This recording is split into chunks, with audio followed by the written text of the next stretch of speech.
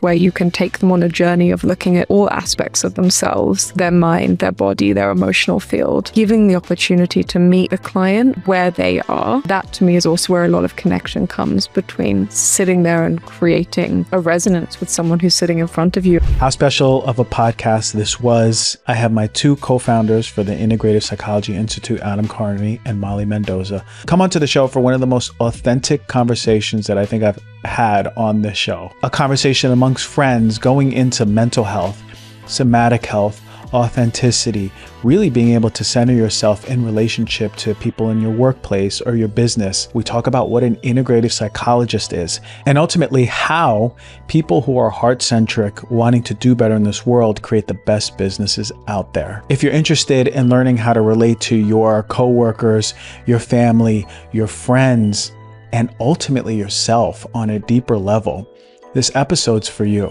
I want you to sit back, relax, put your feet up, and just receive this information the way nature intended, from the heart. Check out this episode with my wonderful friends and my wonderful co-founders on this episode of Heal Thyself. So welcome, guys. Look, we have this beautiful, beautiful school, Integrative Psychology Institute, where we're really changing the face. That's our motto. We want to change the face of therapy.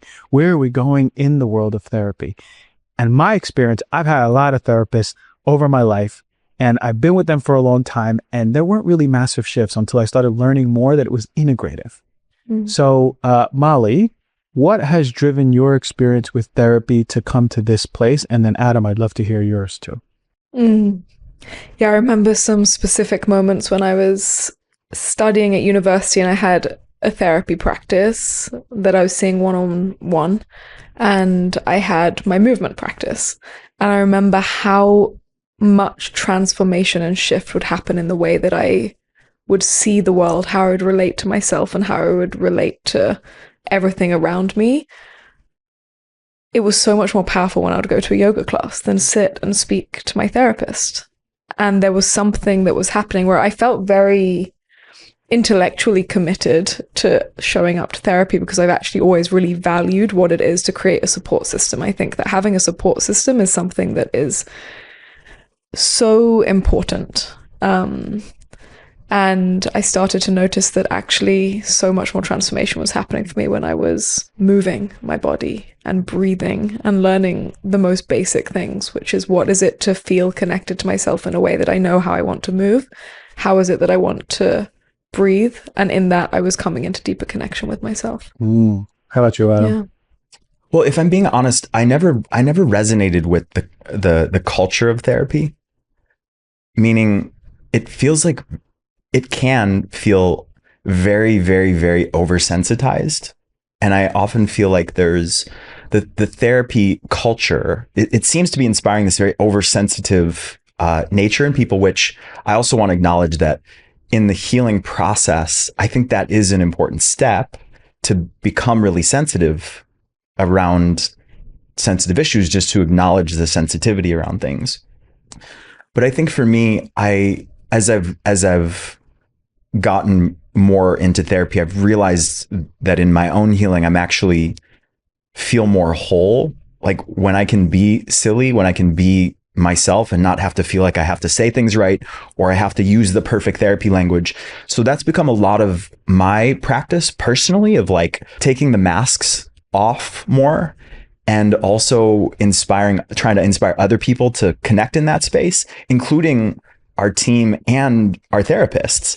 And I think that they're finding that it's like, I find like remember we had our call last week and we had a new person on the team and I was like, look, you should just know this about us. Like, that's not our culture. We're ourselves. You guys are like two of my best friends. We interact like brother and sister. And that for me is like, I think what I'm more presently interested in, like what is that? And how do we bring more of that culture? And I'm curious more lately about how that type of culture in itself is healing, if that makes sense. I don't know if that really answered the question, but that's like, I like it. Where I am present. It feels to me that we've had this, these really hard boundaries in our culture around being oversensitized and not saying too much and being very politically correct. Right. Not to say that we're completely unpolitically correct. Yeah, sure. That's a word, but like there's a line. We within the boundaries of generosity, connected heart, authenticity, and love, but also not afraid to be ourselves. And this is the big part of what I really believe in our own healing and connecting back to who we are is that part of being able to express ourselves without hurting people. So now there's a whole movement of just be yourself, but people don't know what it is to be themselves. And now they're offending people not because they're triggering them, but they're just shitty people because they think I'm being myself and I feel like I want to be mad and I'm just going to let it out on this person. So in your own experience, how has your authenticity expressed in a way that you know is distinct from a traumatized one, but a really heart-centric one? What does authentic, heart-centric authenticity even look like for you? I think actually that circles back to exactly the difference between what was happening when I was sitting in a room in front of a therapist is I was actually forcing myself to be something in that moment. There was an identity that I was having to tell a story about, believe in, almost understand, like, why am I as I am right now? Versus what was happening when I was in an embodied movement practice or a practice where I was breathing, is I was actually experiencing myself as I was. And there's, it's a word that's everywhere now, is this word embodiment. And it's also something I've been teaching and really pouring my life into, because I believe that connection of who we are can only come when we're able to experience ourselves with a little less inhibition of who we believe we're meant to be. And I was almost reinforcing consistently initially in therapy the identity of who I thought I was meant to be at that time. And so much of the resistance in the way that I was living was because I wasn't living up to certain ways that felt like that was the natural trajectory. And the moment I was in movement, I felt free. And that was the most free, and is the most free I actually experience myself in, is often a practice where I'm connected to my sense of self that is center. And I mean, people could experience it as like the center of their body or their heart or just their physicality, but something beyond the story that we are told or tell ourselves about who we are. And that can sound really abstract, and yet something I love about this work is bringing a cohesion to the lens of our identity, our intellect, and our soma, and finding a place where, again, it sounds abstract, but there's actually an experience of wholeness in that we're not defining ourselves from something outside of here, but we're beginning to experience ourselves from the inside out. And that for me is where the shift begins to come with healing, which even is a word which sometimes I don't resonate with, because it can describe or be symbolic of something that needs to be healed or is separate. And it's more for me a view of recognizing where something wasn't apart or separate from one another, and we're just experiencing ourselves in a new way. And there's such a freshness and aliveness that comes with this.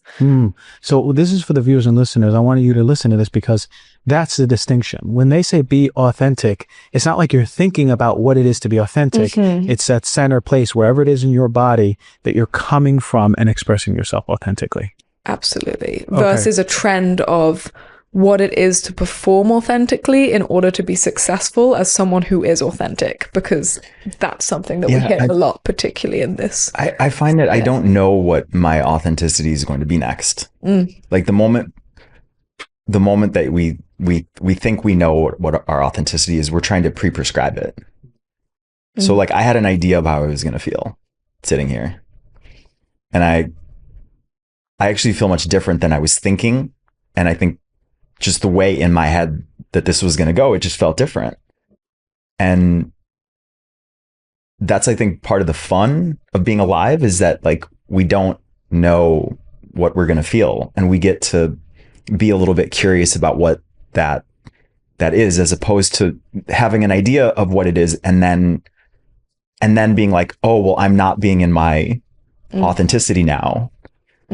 Because I had some idea of what that was. It's like always emerging. It's always And this folding. culture has been trying to define authenticity almost as a way to present ourselves. It's like, it's just another layer of definition 100%. that we have to... It's like the moment that you define, or even trying to define authenticity, you're disconnected from the experience of authenticity. And often that's to do with the fact that we live in a culture of achievement, purpose around something that we define ourselves as.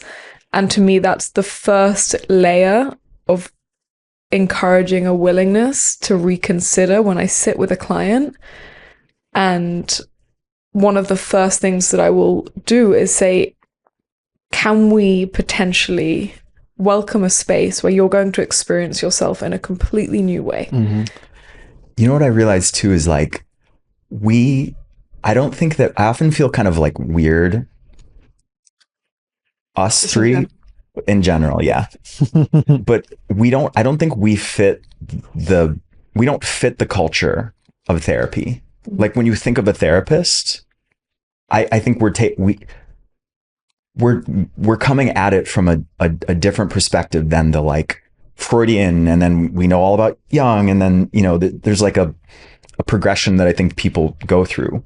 We come from a really different place. And sometimes we're also, by the way, the youngest female founder of a US university in history. That's it. And I think like by far, we've got to be the youngest university like leadership team. I don't even think it's a little bit close. And so sometimes in that, I feel a little bit weird, and it feels weird to be authentic. I posted this yesterday, how like, I see how in this process of what we've done, I see so clearly how it can take your soul away, because there's all this legal pressure. There's all this, like, the system of the US universities is really set up to get you to conform. And I feel like we're always like fighting that force, both from the legal system that we just went through, but then also like, you know, people like comment shit on our Instagram and they're like, oh, like you guys aren't like preparing people for licensure. Like, well, we are, like, we have that. And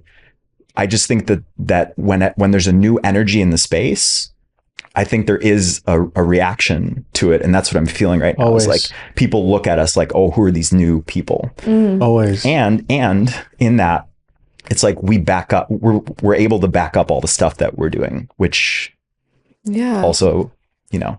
And we're staying true to a culture that wants to stay healthy in our mind and our body and our spirit, in the way that we're working together, in the way that we're bringing lightness in the moments where there is challenge and heaviness, and just in terms of the admin that we have to go through to license, and so many of the pieces we have to go through could be, it would stop a lot of people from leaning in.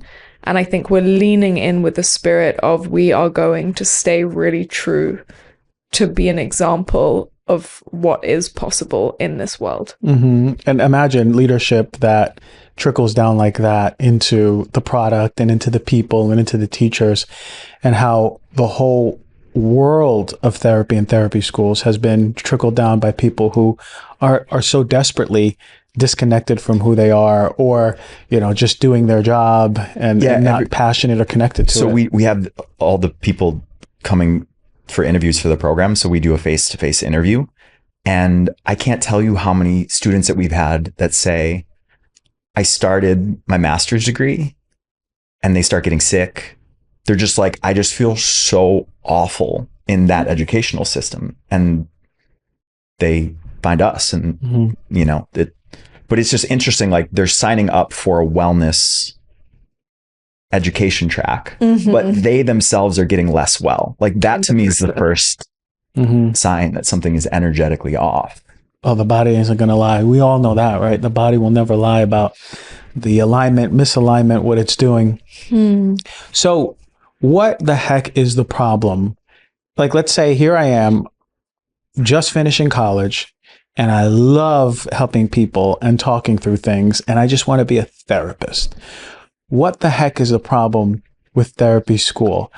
Why are we so in need of therapists? Question. Why are we so in need of therapists? Why the mental health world is a mess? We're so in need of therapists, and it's just so difficult to become a therapist.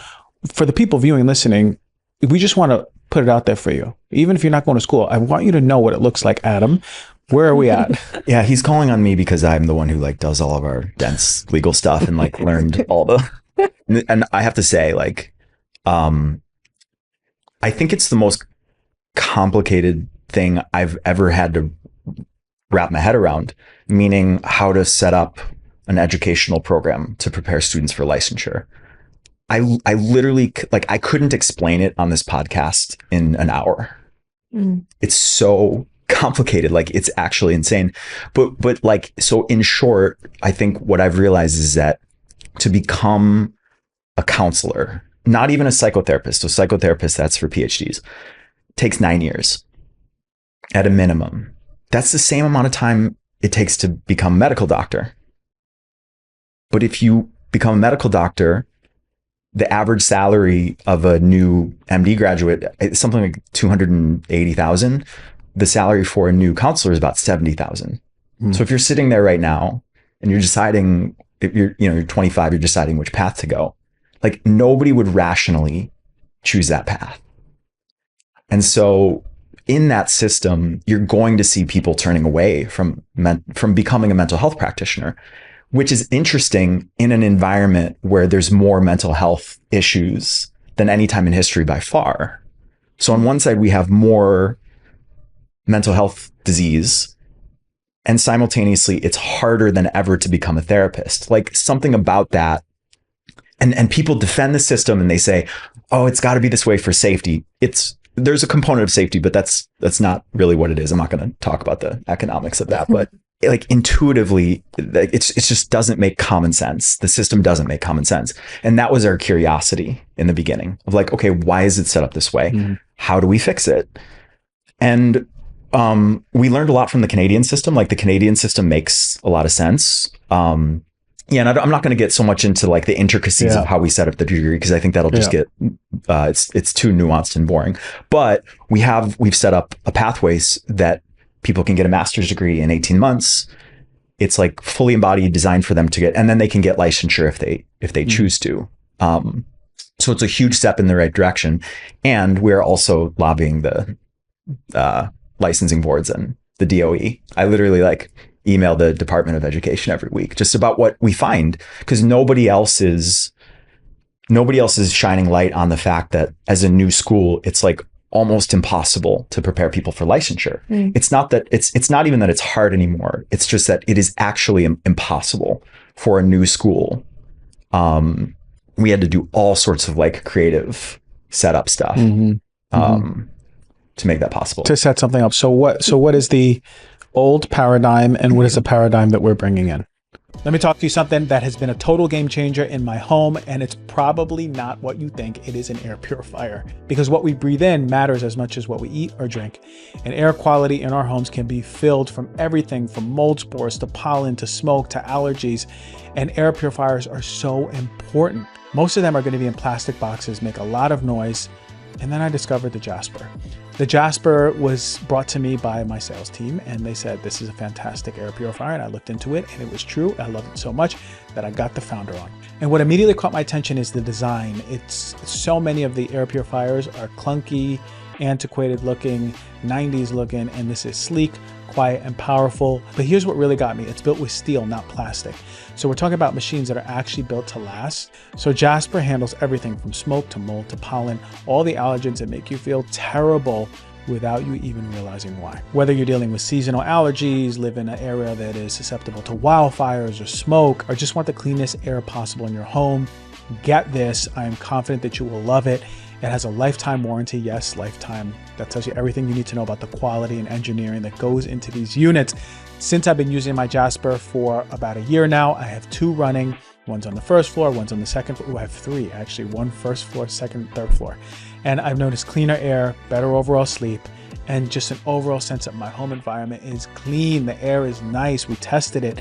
We have people come in and test the air, and they say the air is super clean. Thank you, Jasper. Go to jasper.co/DRG and use the code DRG for $200 off for a limited time. That is JASPR.co/DRG. The code is DRG. You know that stress is a common factor that affects everyone in today's world. I know I get stressed, and I can get stressed and overwhelmed fairly easily, especially if I don't balance myself with the proper nutrients. And I know that that leads to various issues. And what if one of those key nutrients is one that is depleted in 70% of us? You know I'm talking about magnesium. Actually, I'm talking about a specific magnesium that is Magnesium Breakthrough by Bioptimizers. It is my favorite magnesium.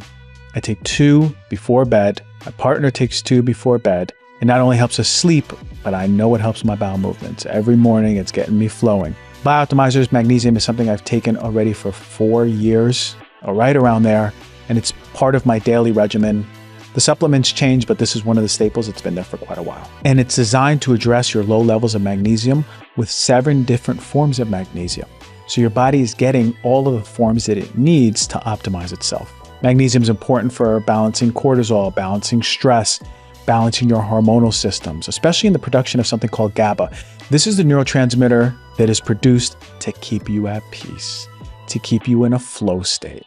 And a lot of us can't produce enough of it because we have low magnesium. So magnesium in all of its forms is going to act like a brake to your nervous system, help calm it, help soothe it, and help your quality of life. Always unequivocally, when someone asks me about magnesium, I always recommend Magnesium Breakthrough by Bioptimizers, always.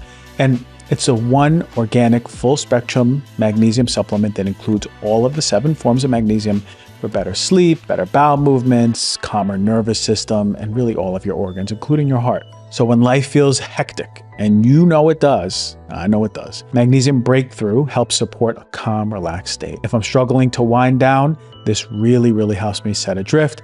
If you want some of the best magnesium in the industry, go to bioptimizers.com/DRG and use the code DRG10 at checkout to save 10%. That is bioptimizers.com/DRG. And the promo code is DRG10. And if you subscribe, not only will you get an amazing discount and free gifts, it also makes sure your monthly supply is guaranteed. And if you subscribe, not only will you get an amazing discount and free gifts, it also makes sure your monthly supply is guaranteed. The old paradigm is that students finance the prospects of a future career on federal student loans. So like, I think you told me like you're still paying off. Hell yeah. Loans. Yeah. Many. Which is crazy. The new paradigm is start practicing right away, like, and learn while you're practicing. So in our program, like at week 10, we get them starting to see coaching clients. Mm-hmm. And then our mentors are supervising people who actually do that work, not an academic, not like a TA who has a PhD, like someone who is actually embodied and created that career is mentoring you as you go through that path. That's part of it. Just more practical, getting out of the academia model. Yeah. Embodied learning model. Yeah. More experiential. I was going to say something that's a through line through all of our courses, both our professional certifications and the master, is that we have a competency-based approach, meaning that when people are studying with us, it's not necessarily about, how well was this test written, but what are we seeing in these practice labs or in these facilitation forums that we've created, which are supervised, where there's mentors, where our key teachers are there, and there's huge sessions of feedback and practice and feedback and practice, and it's actually getting into it. And I can just speak to the paradigm that kind of from the world that I'm in of, teaching yoga teacher trainings and teaching dance for a long time. And I set up my own mentor practice, I think when I was 21, just to teach people the embodiment language that I was learning. And I didn't have I hadn't studied anything to allow me to do that. And what I'm seeing is that so many people have this genuine desire to help others and truly are really skilled in something, and they don't necessarily have a journey with which they are taught, or a structure with which they are taught to actually hold a really well-informed and competent container. So we see a lot of people doing short courses, and I'll do 6 months of life coaching online that's once a month, and it's 6 sessions, and then I'm a life coach with this thing, and actually what's happening is that a lot of people I know are never feeling like enough within their capacity to hold the depth and the transformation that they would like to hold. And so for me, what we're also an answer to is we're going to create an educational experience that is experiential, practice-driven, and competency-based, meaning that you actually leave feeling confident and with a lot less imposter syndrome to actually now go and serve in the way that you want to serve in the field that you want to serve in. And then if they do, for example, if they do the psychosomatic practitioner training, they can then go on to become a therapist and or go on to licensure, and they can begin on this track where everything is building on one another. And they can actually end up feeling like they have a career from this, and they feel truly trained well enough, rather than having to do a myriad of short courses, of which are often surface level. There's an English expression, you can take this out of the podcast, but there's an expression that's called all fur coat and no knickers. And it means it's like it's got all this pretty, like, no shoes. No shoes either. What is it again? All fur coat and no knickers. What was the one? It's like the fur coat, fancy. You said that was your all sizzle, no steak. Sure. So for the Americans out there, what is it? All fur, no knickers is the American version of all sizzle, no steak. And I have been someone who has definitely leaving this in. I've gone through so many short courses in this and that and the other, I end up just feeling like, where's the content? Like, there's so much around it. There's so much branding around the offering of this and the offering of this, and I come out and I'm like, I'm still just offering the same mentorship that I was before, and I'm actually not. And so what we do also with Elm, which I don't know if you want to speak about at some point, is offer a journey of something that I truly believe is a new paradigm of a transformational and growth-provoking journey, and not something that you have to do because you have a diagnosis, but something you want to do because you want to live in a system where you're supported. Absolutely. Yeah. It's interesting that the therapy model is so much. Actually, I think the more we've dug into it, we've realized that it's culturally and structurally similar to primary care medicine. Where in that it's structured around individual sessions. So like you go to a therapist, you do your session, and it's the therapists are trained to run that session. And the different modalities have different ways to run that one session. But functional medicine in the last 20 years came in and they said, no, like, let's actually have an ongoing relationship with your doctor. Your doctor actually knows you. They give you a full assessment in the beginning. And we were kind of saying, well, that feels like that should also exist in mental health. And so then we started to rethink of the method as a program. So as a therapist, you're getting trained with protocols to administer someone through a program that integrates all the levels of their well-being, not just it's not even just talk therapy versus somatics. Like that in itself is a big upgrade. But it's like somatics over the course of a fully integrative 6-month program. Because you say this, like, it's like hard to be objective now about mental health while ignoring gut biome, right? Like, so let's say take therapist out of it. You have an hour to impact someone's mental health and you're trying to be as objective as possible. In this world, you're not doing CBT. You're not doing somatics. You're like, what's your nutrients, right? Like that's the biology is the underpinning of how we feel. And in therapy, we act as if that is irrelevant. And we act as if all of our feelings are the result of something of like a deficiency of emotional processing, cognitive or somatic, but on underneath it is actually biological. And I think it's exciting. Like you hear Hyman talk about this, and you talk about this, like the functional medicine doctors, I think are starting to bridge that gap. And I think we're almost just like facilitating that into the next reality. It's functional. It's a little nuanced because it's functional in how we're then able to approach what is arising. But I don't think the root of all that is arising emotionally is functional. But how our capacity with which to then hold and process and engage. I want to hear your thoughts on that. So the question is like, do you think that the feeling, the root of it is biological, or is the root of it? If we think about, can an unhealthy diet create enough neuroinflammation and gut dysbiosis that it can affect your mood and put you in a loop and self-sabotage? Absolutely. 100%. And to your point, in a therapy office, we don't even think about that. Right. It's just, we are working on the paradigm that is not even a factor to be thought about. Right. Absolutely. In the integrative model, which we put into our master's program, absolutely, we have to look at that. And at the very least, as therapists, refer out and say, you need a full nutrient panel testing from a functional doctor. Yeah, it's like I don't mean to suggest that that the biology of it is all of it. Mhm. Because like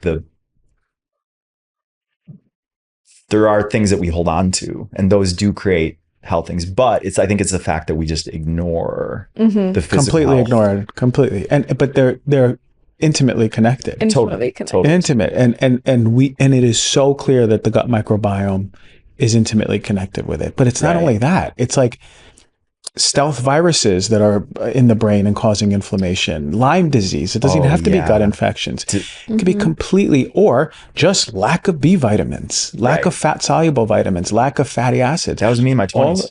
All of these things. Anxiety, and it's just nutrient deficiencies. I was like super deficient and stuff, and I was having panic attacks. This is why we're doing the integrative model, right? We want to cover all these bases.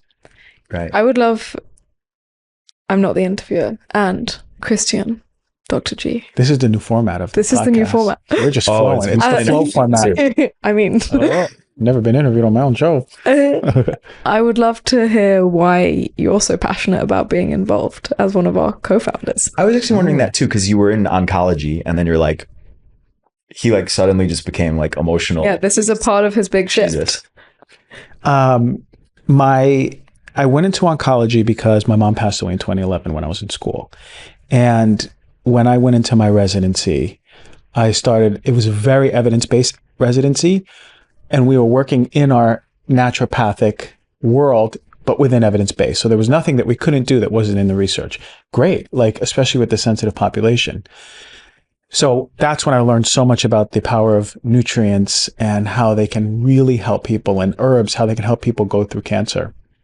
But moving out of that and finally graduating from the residency, I was in San Francisco, and I had my own little practice, and I was seeing women with breast cancer, and I go, okay, here are all the evidence-based things, but there are things that we're not looking at, and the hospital didn't let me look at, that are still evidence-based, but we still just didn't put them on a pedestal. And the two biggest things were environmental toxins and stress. Stress was too generalized for me to even understand at that point. So I went into toxins, and I went into mold, and I went into formaldehyde and BPA and all the things that we find.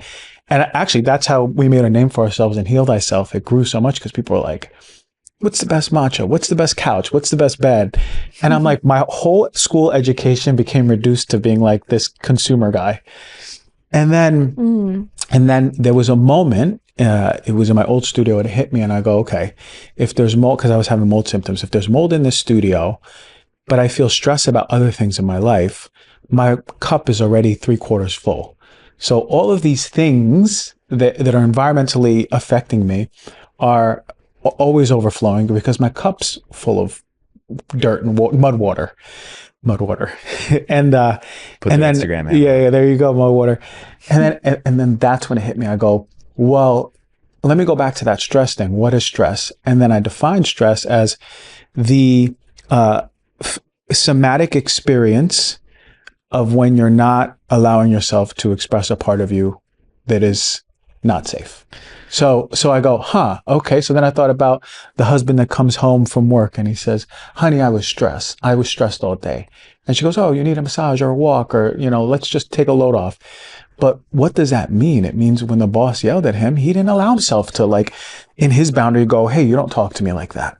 And that caused an internal experience of stress. And then that's when it hit me. I go, holy shit. Most people are living this life with stress, not like I'm stressed because work was hard, but literally internal repressed parts of them that are living and building up that mud water. And that's shifted everything. That's when I went into somatics, because I go, resiliency matters more than exposure. Complete shift. This is a big tangent, but did you ever talk to your audience about your dad? My dad in general? No, remember? Oh, just like him being a disco king? Yeah. Did you ever talk about that? No. Do we want to bring that up right now? Yeah. Well, how are we going to bridge it to this deep thing that just came out of me? we were in Portland. We were having a sleepover. And I forgot how did it come up? Christian was telling us, do you want me to? Go ahead. So Christian was telling us the story of his dad about, like the John Travolta disco guy. The person who invented that was Christian's dad, because the emoji, literally the emoji of that guy is your dad, the dancer because guy. You said because he used to walk with a cane. Not because he needed it. Oh, he didn't even need it. Oh, it was just for style. Just because it was awesome. Mhm. Yeah, that checks out. Platform shoes, Fu Manchu mustache, long hair down to his butt. And you said he was like the most famous disco dancer in New York. He was the first influencer. He used to go into the club and he would do this with his cane. But it was a weapon. So then they didn't let other people use the cane, but he could still use the cane. Yeah. And then like the people who were doing the research for Saturday movie. Night Fever found him, and then John Travolta's character was made after him. At the dancing moves that he was doing. The dancing moves, not the story, because they didn't interview my dad, but that move, because my dad was dancing with the cane. That is like the most badass. Yeah, he was dancing with the cane, and people were like, "What's he doing?" He called himself Christian. What's Christian doing? And he's using his finger. He's using the cane. Was your dad Christian Senior? His name's Walter. Oh, so why did he call? Why? Because he just loved the name, you know. So yeah, but that was a tangent. But it's an authenticity tangent because that should be a new segment. Yeah, let's pull like it a show back segment. I'll tell you why. My experience with authenticity was, my dad is a great example. He was in the fashion industry, super authentic to what he wanted to wear, how he wanted his facial hair to be, how he walked. He wasn't really thinking about it. He was always an artist in a world of artistry, but it was stressful. Fashion industry is stressful. Totally. And you can see he was living in this world of like, who he needs to be in this industry and the facade he needs to put on and the artist he is on the weekends and the artist he is with clothes on the weekends and the way he makes clothes at home. And there was just this dichotomy that was not met until he got older and he left the industry and he retired. And now he's becoming more of this man who's like complete in his artistry, calm nervous system now. Totally. Doesn't have to show up in any other way, which kind of brings back like this purpose. Right. And I love to know, Molly, hearing about my dad and like trying to fight like who I should be and who I really am. And finally in his old age really starts embodying that. If you had a client or someone in your class or you're teaching go, I'm so out of my purpose and I have a purpose, but I don't know what it is. How do you start bringing them back into this? Yeah. Thank you for sharing your journey also with what's becoming more of like the places that are meeting just the functional medicine background. I love hearing, I mean, I knew a lot of it and I love how this unearths even more about why that's come to be. The first thing I would invite, whether it's in a one-to-one session or a group session, is actually our connection to our intuition. I think so often there's a non-trust and a non-listening when there's a pull from within because we're not necessarily feeling connected. Part of why I shifted from teaching yoga to dance was because I realized that I'd done yoga so much that I was able to go and be through a yoga class and be completely dissociated.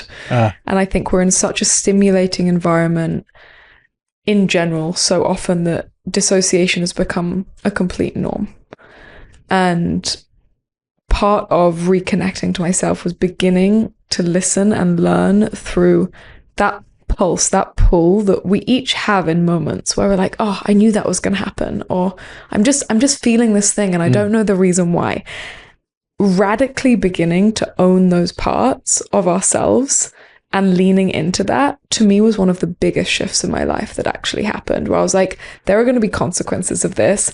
These things won't necessarily make sense, but I'm going to try this on. And sometimes I'll encourage clients to try it on as an experiment. Like, just for the next 10 days, every time you feel that pull or you connect to something that you don't know the reason why, but there's like a no to something, a yes to something else, or I committed to something and I'm not sure, just start listening to it and see how your life begins to unfold.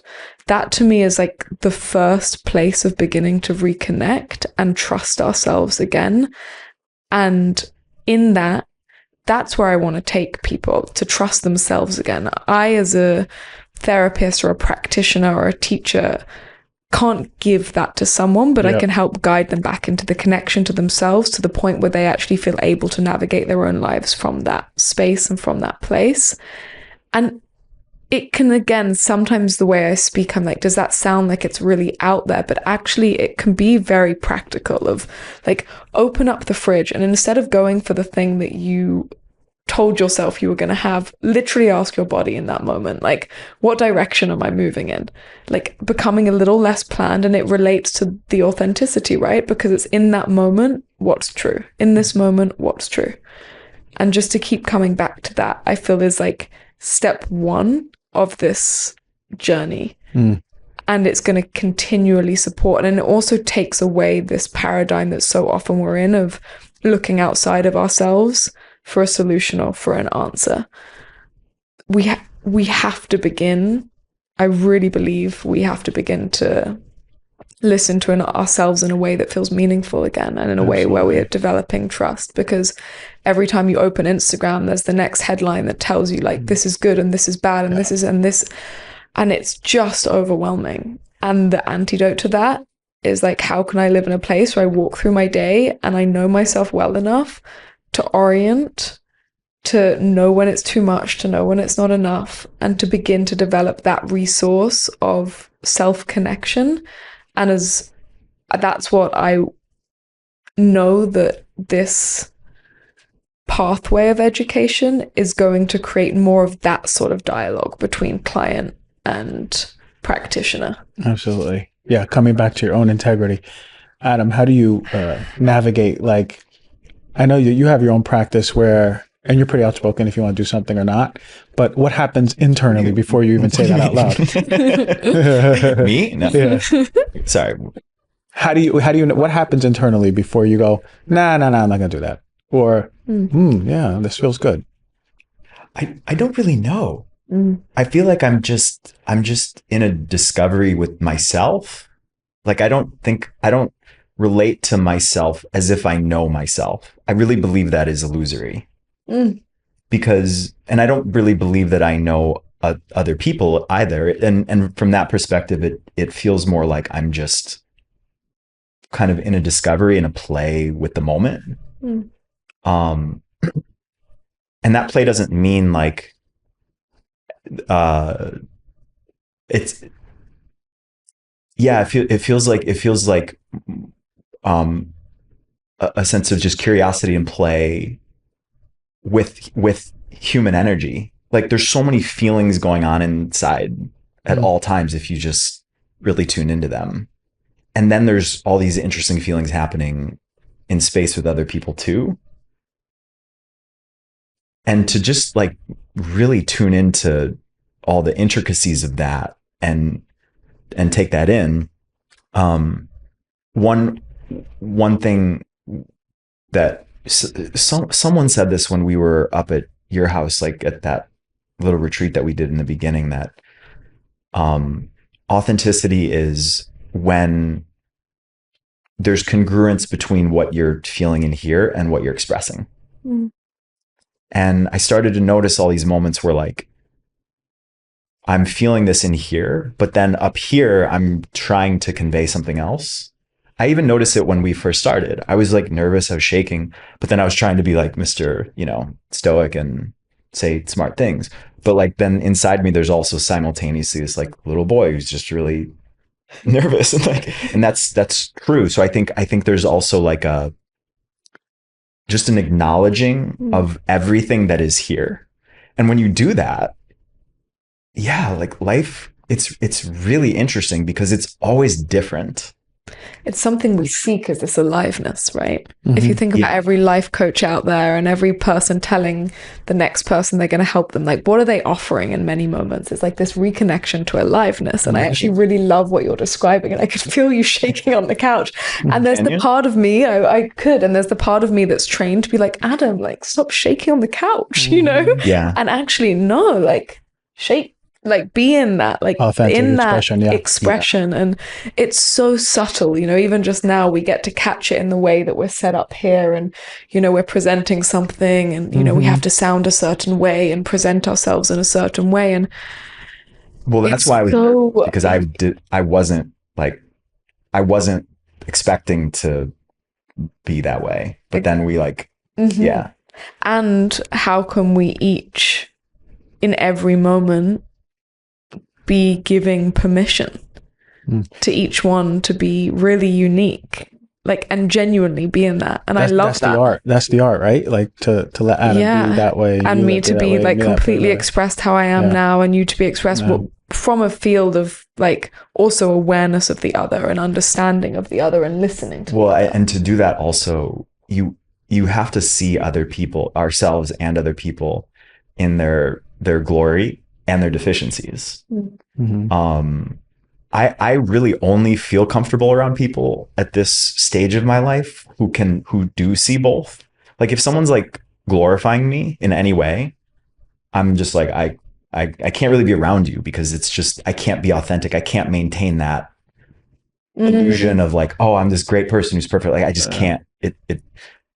And I think we do that really well together. And believe me, I know their deficiencies and they know mine. And we do like, we kind of play with them. And in that play, I find that we grow together. And that's so cool. Like that's such a cool dynamic to have as we're creating this thing. And I think in trying to inspire other people to relate in that way too. Yeah, it's a gift of relationships. Yeah. Right? Because it's one thing to be aware of like, oh, I have this little boy in me, or I'm kind of angry right now, and then it's another thing to kind of balance that plate of your own experience, and then hold space for other people, or just see them where they are and accept it while you're trying to balance your plate. And relationships, whether it's work or love relationships, are just the most potent ones of all, like for mastery. Sure. Oh, for sure. Yeah. It becomes really potent with that. So now here we have, viewers and listeners, 3 founders who ain't afraid to be authentic and vulnerable. Adam, you've been in this business world for a long time. A lot of people from up top are not really embodied like that. What is the effect of people who are truly not afraid to feel and express to each other? What is the effect of that on a business? Because there's people viewing, listening right now and going, there's something stuck with my business. I'm not getting enough consumers. I'm not getting enough clients. I'm not getting enough signups. And they're not looking at, this might be possibly a reflection of me. Yeah. I'd like to start with you, and Molly, I want to know your take. What's going on when people are stuck in their business? Is it really a reflection of them? Okay. So I see a lot of people on Instagram talk about how relationships are a reflection. And that's true. That's who we let in our space, and the energy that we put into someone, they're putting back. That's true. I believe that, I truly believe this, that our work or our creativity or our art or our business, I actually see that as a more pure and unadulterated reflection of ourselves than even a relationship. Because when we're in a relationship, there's another universe happening. So there's kind of counter transference. It's a therapeutic term. But with your work, if you just, at any point, if you look at the total body of everything that you've created, and you really assess it as, okay, like what's going well, what's not going well. I'll give you an example. It was like 7 years ago. I used to have a company that trained yoga teachers in Bali. The first 18 months, we went from nothing to becoming the largest yoga teacher training company in the world in 18 months. I was 27. I was living in Bali in hotels. It was like, this is incredible.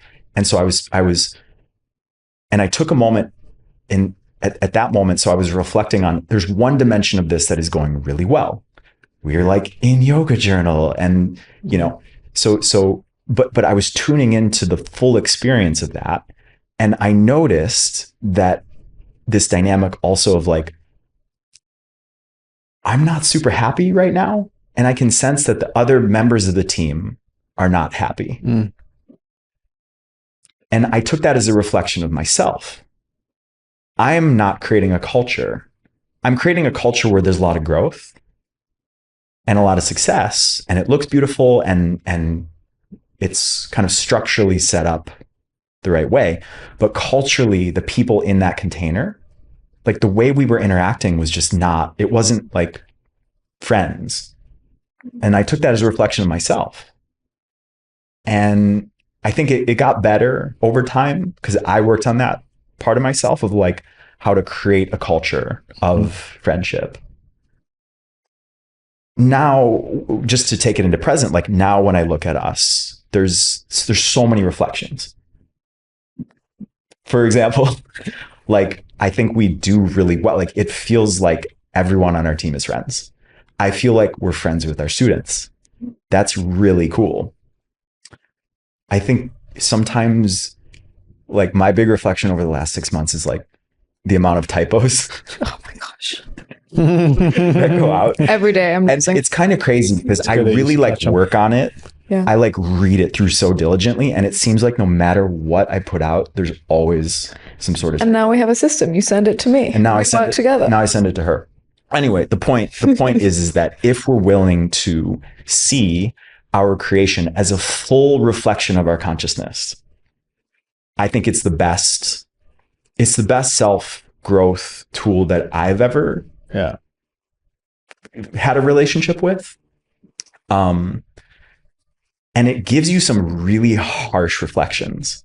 Because if people are out there and they're like, gosh, I can't even make I made like 20 grand this year. I can't even pay my bills. Like you have to really look at yourself to look at some core stuff. And some of that stuff is like, I'm a terrible communicator, or I'm inconsistent with my energy, or I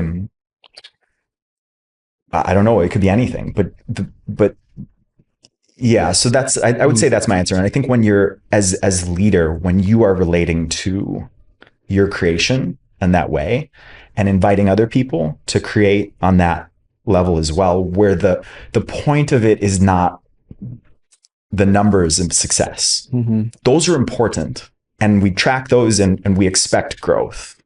But the real like spiritual point is for us all to receive reflections about ourselves so that we can improve them slowly over time and in an environment of play. That's to me there's a lot to that.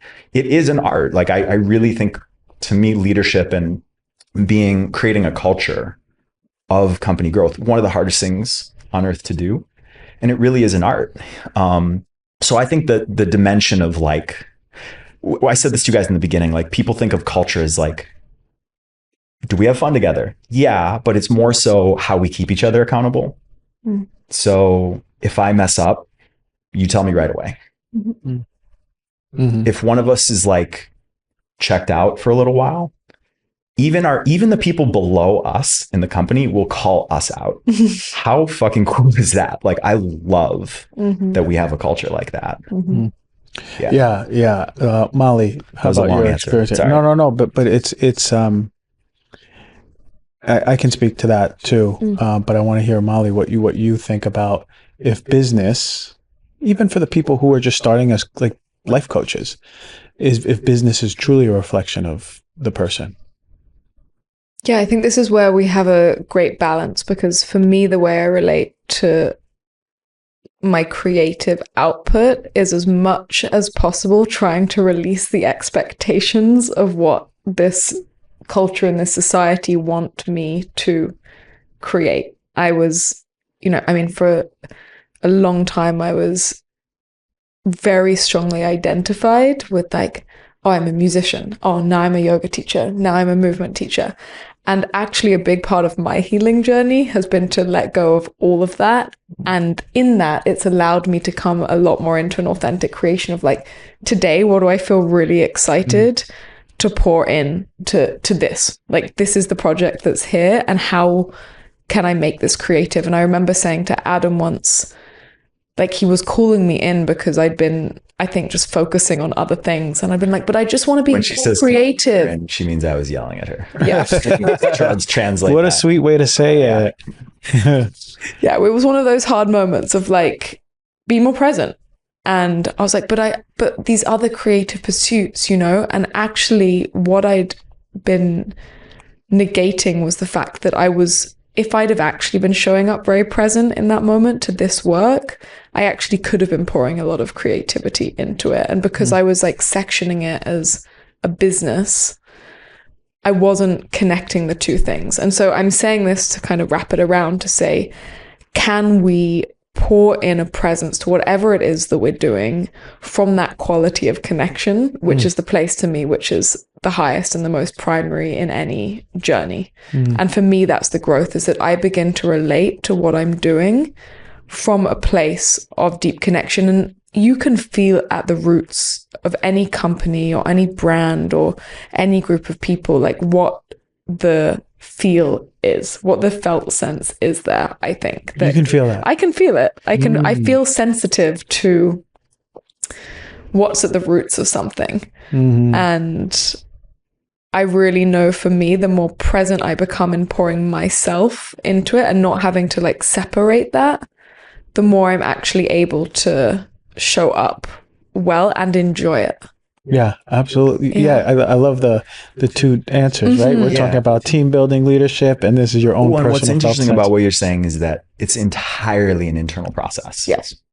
And I think that the tendency is to try to define like the mission and the meaning based on what the company is producing. It took me like 20 years of being an entrepreneur to realize this, that it doesn't matter so much if you're selling refrigerators or if you're selling spiritual courses. Like it's really like you could sell refrigerators in a way where it's like everyone is, the energy of it, the embodied energy, people love that. They're supporting each other. It's an amazing community.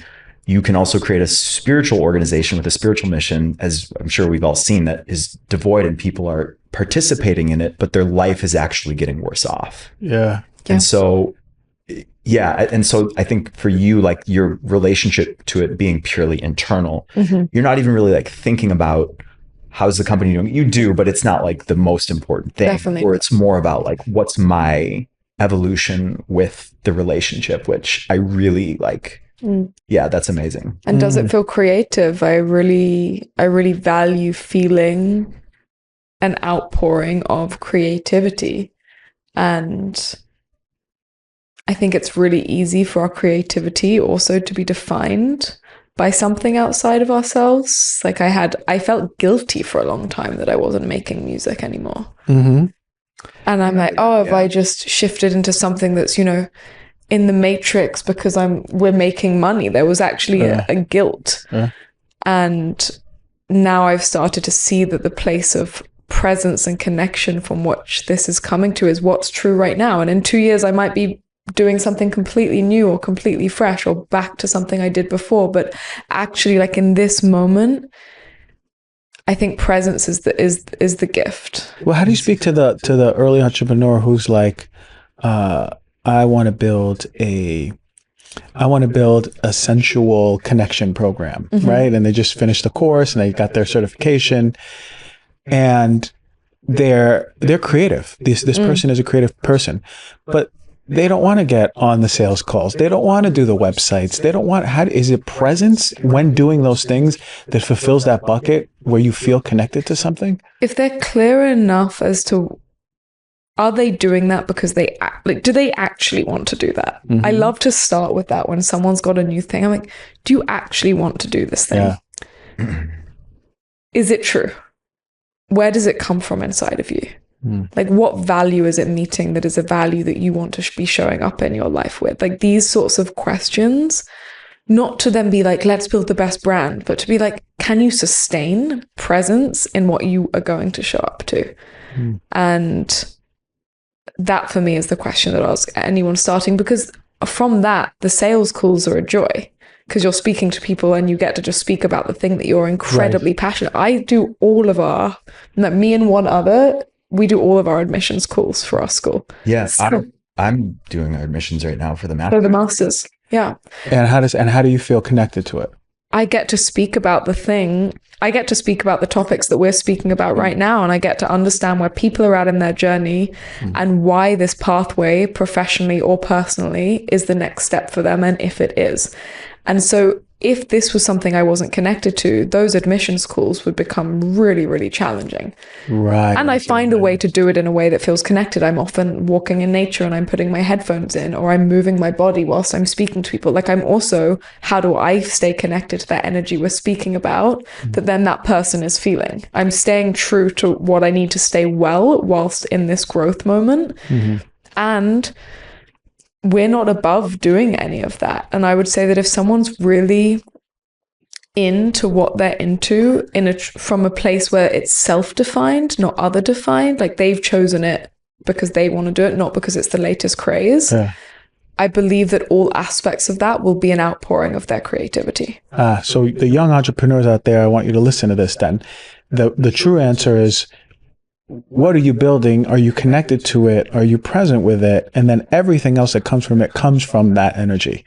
If it's off, then everything else is going to be off. Yeah, and some things will feel more fun than others. For sure. My sister has run her own business for the last, I think, 10 years. And she says to me, she's like, not every aspect of it is going to always feel like the best thing ever. I get so upset when I see the people's Instagrams where they're like, you should like do exactly the work that you love to do, and you can have it be at ease all the time. Not true. Yeah, it's not true. Because it's just not true. Like running a business, it is one of the hardest things on earth. It actually is not a natural thing. Like we're not conforming to nature's cycles when we're building a business. Like we're making a creation, and there's going to be a part of it's almost it's like saying, oh yeah, having a kid, oh, that'll be easy.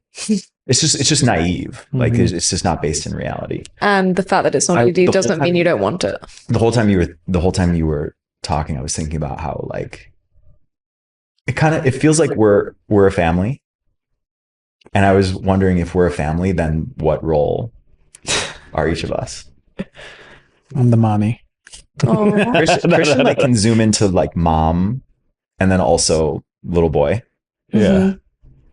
You're kind of, I think you're like, I was gonna say grandma, but you're like the grandma from like 3 generations who passed away, but whose presence is still. I'll take it. Yeah. The spirit grandma? The spirit grandma. Yeah, the spirit grandma. I've been told I'm wise beyond my years. Is this why? Okay. Adam's just a dad. Pretty dad. Straight up. Yeah. But I can... And child. Dad and... Annoying. I feel like I can go into the youngest... Out of all of us. 100%. Yeah. I'm like this. So my range is like... Oh, your range is stable. I think your range is like probably 13 to... adult, whatever you are, 40. Yeah, 40. I feel like mine is like 7 to like 60. Okay. Yeah. Good. All right. Well, Glad we've established that. So define if you have co-founders, define your ages, your theoretical ages in the company. That's good. There's so many correlations to building a company and having kids. I haven't had kids yet, but I just see so much of the energetics in that. And like there's an intimacy in the beginning that is like when you have a kid, you have to be there every second. But then it eventually gets to a point where if you're holding it that tightly, it's not in the kid's best interest. It's just like gradual letting go. So like the energetics of what it feels like are like a ton of intimacy in the beginning. And like, we've been in that. Us three have been in a vortex for the last... Since November. Year. Yeah. Jesus, it hasn't even been a full year. Not even a full year. Put this configuration. Yeah. But then it, becomes like, now there's more people getting involved. We have more staff, we have more teachers. And like, you could imagine if us three are just holding it as tightly as we have been, it actually can't grow. So there is like a gradual letting go process as well. I love that we spoke about the relationship, the energetics of business and reflection of the person. I swear in my head, I'm like, oh, I feel like I've mastered relationships, and it still teaches you and humbles you. But and then all of a sudden I was like, oh shit, what about business? And what about like brand and what about work?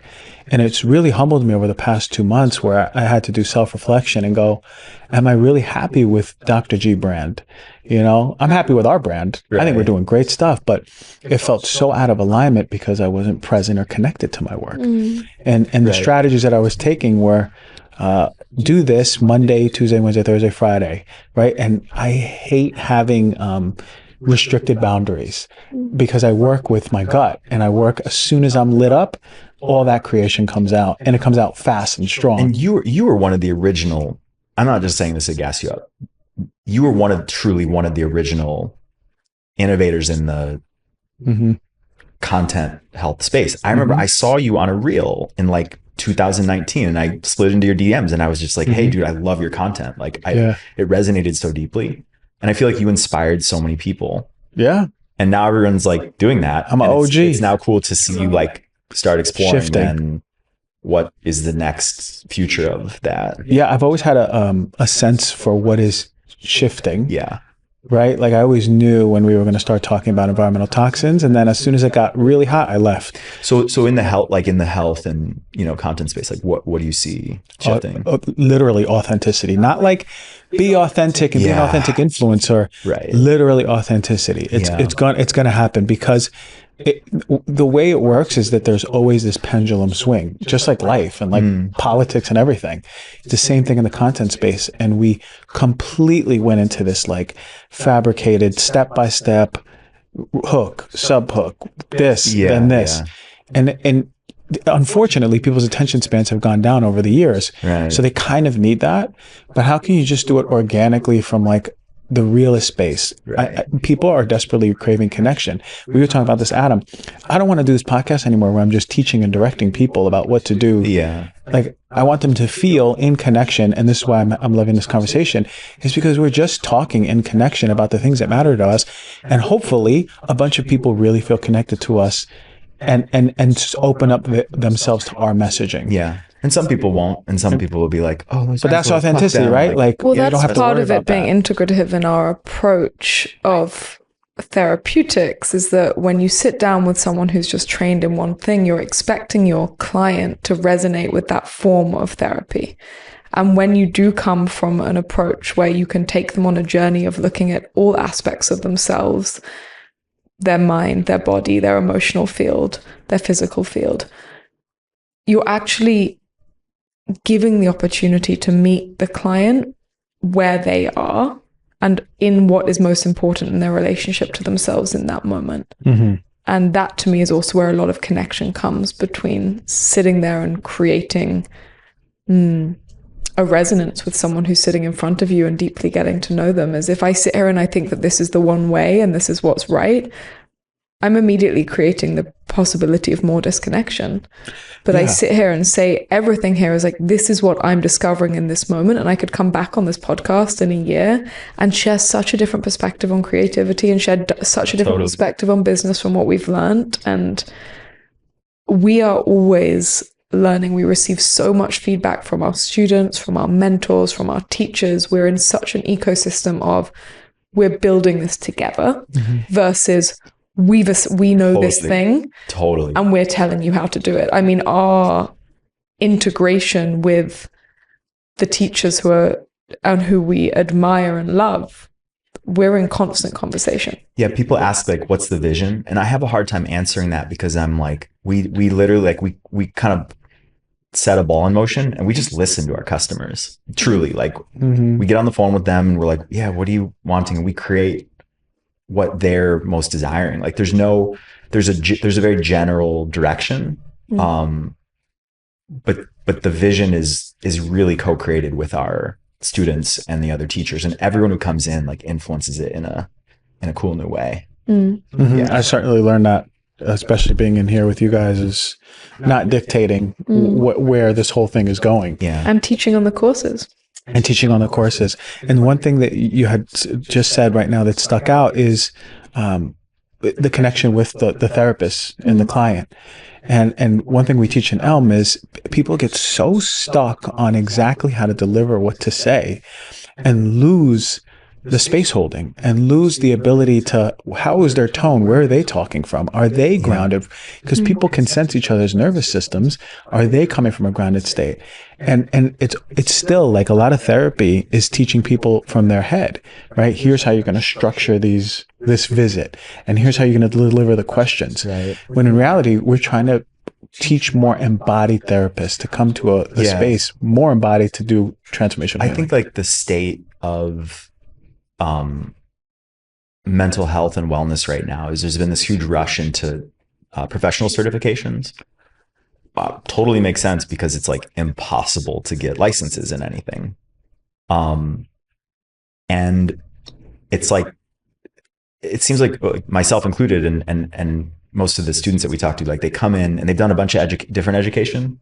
They've done like, I've done a little somatics, I've done yoga teacher training, I've done massage, but they're really coming to us to give them the grounding and the platform to materialize that into some sort of forward motion.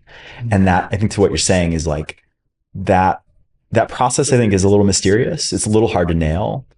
And it really is an embodiment process of like, I've come to a place in my own work where it feels like it's just naturally pouring out, and recognizing that it's not really about, to what you were saying, like, it's not about being smarter than your client. It's not about having a better thing to say. It's not about having a more profound thing to say. It's that our nervous system is regulated. And this is what Dr. Heller says. He's like, to your clients, you are, as a therapist, you're lending them your nervous system for a little bit.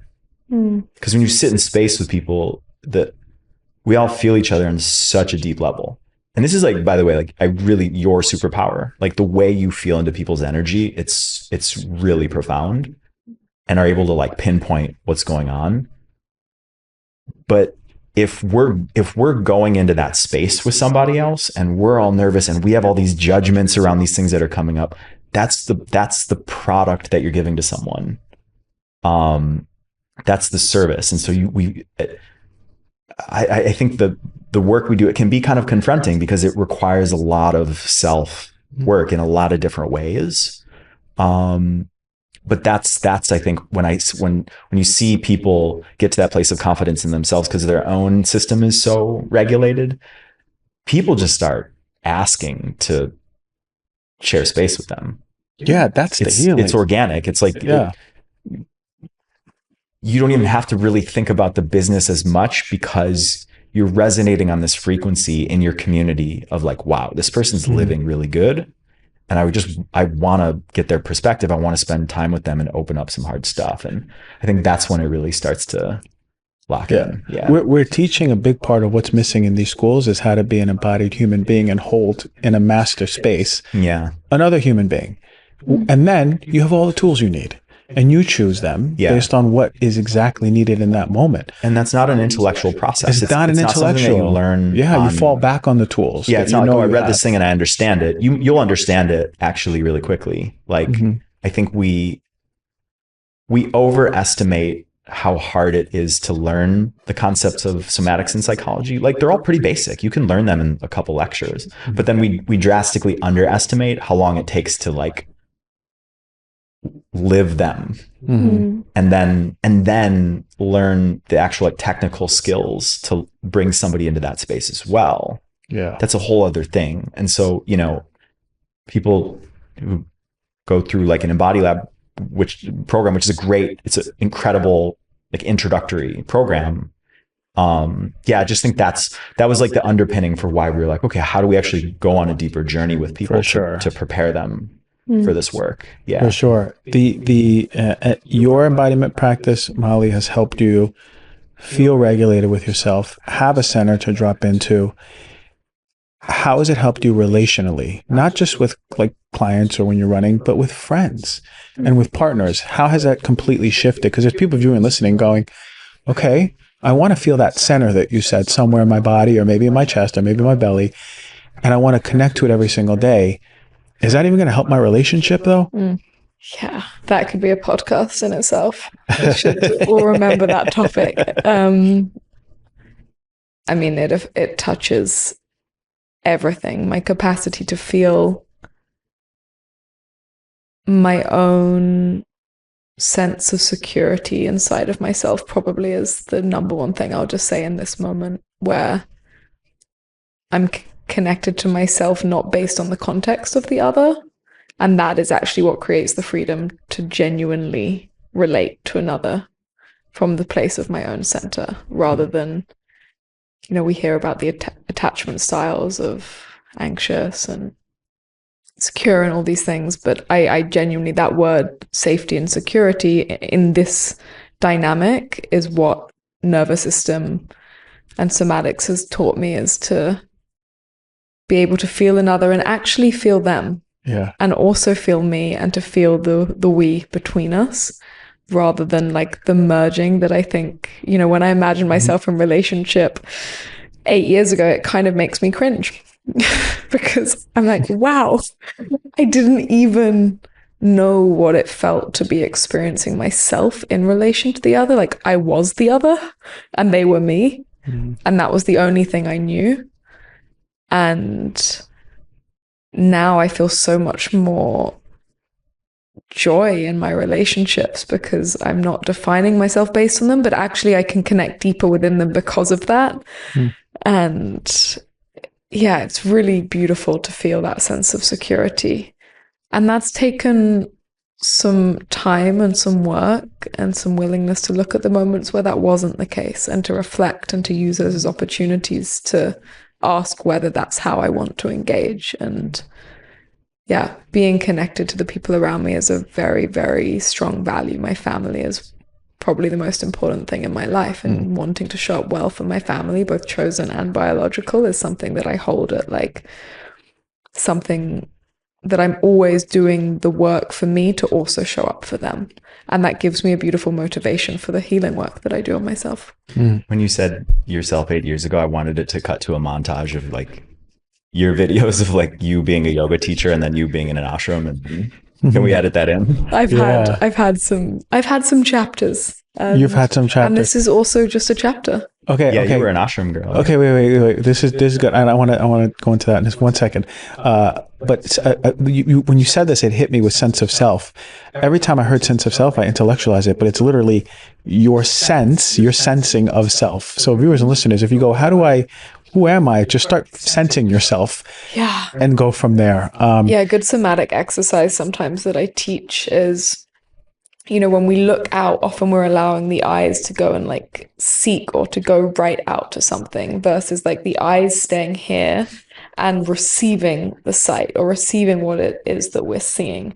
And it's almost like this 80-20, where 80% of my energy is right here, breathing in my center. I feel my belly, I feel my body on the sofa. And then 20% is like in the receptivity to what is that's around me. And that's something that can be quite nice to play with, because a lot of our energy is often going out just in the stimulation. If we walk into like a town or into the supermarket or something, where we're looking out and so much is going there, rather than being in this place of like, I'm here, I'm receiving, and I'm in dialogue and I'm in reciprocity to what's around me, but I'm not identifying myself, or I'm not like seeing myself as those things, having to leave myself in order to approach them. Yeah, there's a subtle push. If I look at the air purifier at the corner of the room, I can look at it and I'm pushing towards it because I'm looking, or I'm just receiving it and I'm like, oh, air purifier. Yeah, because the eyes actually don't. It's actually like anatomically not correct to say the eyes are looking out. Like they're actually receiving light. And one will allow you to breathe more, like one perspective. It's literally a perspective. Yeah. One perspective will allow you to be more connected to your breath, just naturally and effortlessly, than the other. And this can be, I can spend a full session with a client we're just practicing this. And then they'll go out and they'll do something, and I'll say, okay, experiment with this. This is how we play, because to me, everything's an experiment of discovering the relationship with ourselves. And they'll go out and they'll be like, oh, I did all these things and I've come back home and I don't feel drained. But I always do those things and usually I feel exhausted. And it's like, where was your sphere of energy? How were you relating to yourself? Where was your breath? You know, these things make a big difference. And this is one thing that really stuck out is Dr. Sue Morter came onto the show, and she said something about, and she's fantastic. She goes deep into like quantum healing, you know, and I love that stuff. Yeah, that's cool. She spoke about subject, object, subject. She goes, if someone comes into the room, we often will abandon our whole awareness and pull it straight to the person, and then stay with them. And our body panics when we do that. Our body, the heart starts beating. We're in sympathetic state. So she goes, be a subject, then the object, and then come back to the subject. Like receive them, feel yourself there, and your body goes, oh, thank you, you're here with me. It's sort of, for me, like I look at the air purifier in the corner, and I look at it, and I leave myself, and I'm with it fully, and I'm like, oh, I'm abandoning myself. And we do this practice with our students, the abandoning of self with the client, and then fully being with the self, and abandoning the client, and then being in that 50-50 state. It's such a subtle thing. It's so subtle. But it's like, it's always, it's like happening at every moment. That it's crazy. I like this exercise. I'm receiving that air purifier. I'm receiving the lights. I'm receiving the camera. It's like, it's scary to like fully receive another person sometimes. Oh, for sure. So imagine when it gets really, shout out the fellas out here with intimacy issues and even the ladies. Imagine receiving your partner. So how can we start doing exercises where we're maybe gazing at each other, connecting with each other, right?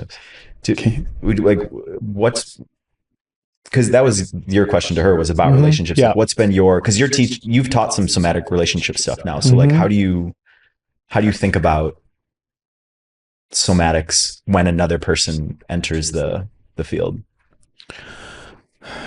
I by way of my life, the way I grew up, became very good at sensing other people. Yeah. And initially it was pathology because I was hypervigilance. Yeah. So I'm like, who's looking at me? Am I going to be hurt? Dancing, so you were probably noticing him a lot. Yeah. And I was like, where am I? So my sense of self was really not there. But in relationship, I've abandoned myself in every relationship up till like this one that I'm in, which is like a great nervous system, healthy person, which has allowed me to really feel myself. Who am I in relationship? And actually authentically feel that. But in connection in relationship, the most important thing, and I can't imagine myself ever being with someone whose system is hypervigilant, sympathetic, heart beating, always anxious, always on edge, because I will get the same way. I can't not help it, even if I have boundaries, because I'm being in the same environment as that. And so the people viewing and listening, I'm saying in relationship, you got to really have a good sense of your partner's nervous system. Are they shut down completely and they don't want to feel? Know a lot of ladies out there, your fellas are like that, because a lot of us men we're good at shutting down. Or are you in a partnership where someone their heart's beating and they can't, they're always anxious about everything and they're overwhelmed? And can we get to a place where we both have regulatory practices, somatic practices, breathing, how are we receiving the world, that great practice, easy, to start regulating ourselves? And for me, in relationship, that's got to be a priority. Because if both nervous systems are dysregulated, you guys are fighting about the garbage and then the stuff in the sink nonstop. Yeah, it's like being with one nervous system is like so. Being with your own, being with your own is a lot. Bringing in another one, it's like it's kind of like a miracle that it even works, honestly. But it's I've noticed this, that interoception, and empathy are mutually exclusive. Meaning you can't simultaneously tune into your nervous system and someone else's. You're either doing, I actually revise that. You actually kind of teach. We teach the 50-50 right in the middle. You teach them to be right in the middle. But I think that's important to like acknowledge that you're simultaneously having to have a relationship with this. I like subtle energy better. Like that just resonates with me more. Like you're having a relationship with your subtle energy, and then also dancing with another person's subtle energy.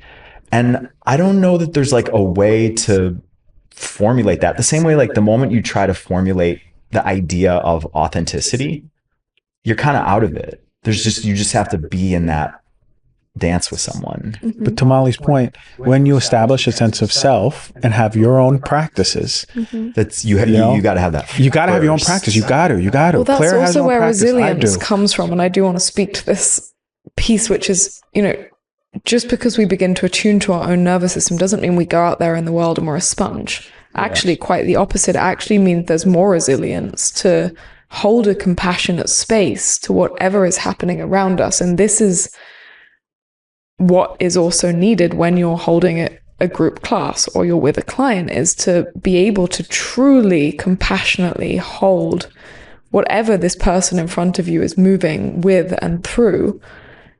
And you're able to feel it. Mm-hmm. You're able to deeply listen and feel it and sense them, but it's not completely throwing you out of whack. Why isn't it throwing you out of whack? Because you have a sense of self, you have a center? Yeah, and because my nervous system is regulated, but in a way where I'm choosing also the value of receptivity. I'm not becoming, I'm regulated and now I have to protect myself and I can't go out into a busy place because I'm so sensitive, because I've also been in that stage of this. Remember you talked about this in like the very first thing we ever shot.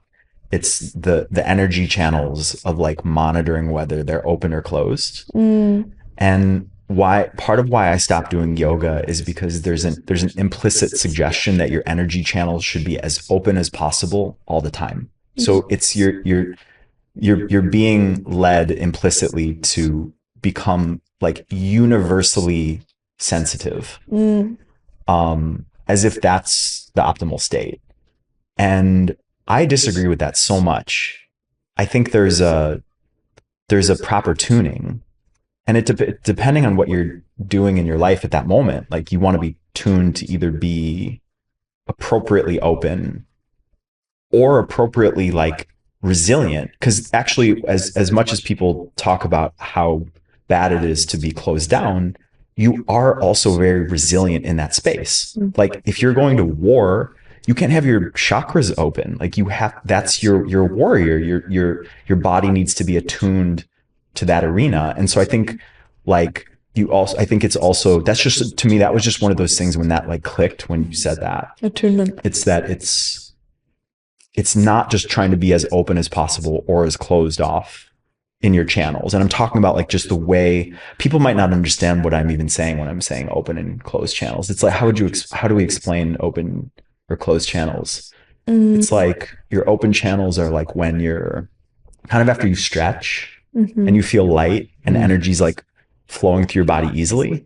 In that state, we're also just had an emotional release, or you're feeling a lot. There's an openness. Right. There's a sensitivity, a porousness almost. Porousness. Yeah. That's a good word. Yeah. But that helped. And I like that more so than using like the words regulation. Because regulation is like, that's the word we use when we're talking about what the government does. It's like laws. F the government. I'm regulating. So I was asking myself, like, why do we use that term? Yeah, I agree. And it's a very like... Flexibility is even better, right? Like being more flexible with your nervous flexibility, nervous system. We started using like, sometimes we talk about like, I like tuning. Like I'm tuning my nervous system. Like, okay, how do you want to tune your nervous system today? Do you want to tune it to be more open so you can have like a beautiful heart-opened experience with your partner? Cool. I'm going to tune myself that way this morning in my practice. Do I need to be more resilient? Do I need to be a little bit more like, am I work all day? Exactly. Am I like in a rush getting out the house and I need to be super efficient? Right. I'm actually going to tune myself to like, I've got this energy and like I'm a little bit more strong spine. Like nervous system regulation, that word, the like people have like jumped on that so much. Like I still can't grasp what people are really talking about when they're talking about I think it's the possibility to feel equilibrium in the body. The regulated state. The regulated state. Is the grounded, like balanced state. That's where it's coming from. But the next step is, from that state, can you also run sprints and then go to a sympathetic state and go back to that grounded, it's like coming everyday state. Yeah, coming in. Right. What's the healthiest parasympathetic? I'm digesting, absorbing my food state. That's been one of the biggest things for me, is like owning that I don't always desire to be in like a perfectly regulated state. It's like sometimes the most fun experiences are when we get to have sympathetic experiences, but then be able to navigate back. But then you're not stuck in there. Not stuck in it. Exactly. And the clients who come to our students are kind of stuck in there. It's when they're stuck. And they want to come back to that state and have more flexibility. And by the way, the stuckness could be in either way. Stuckness can look like shutdown.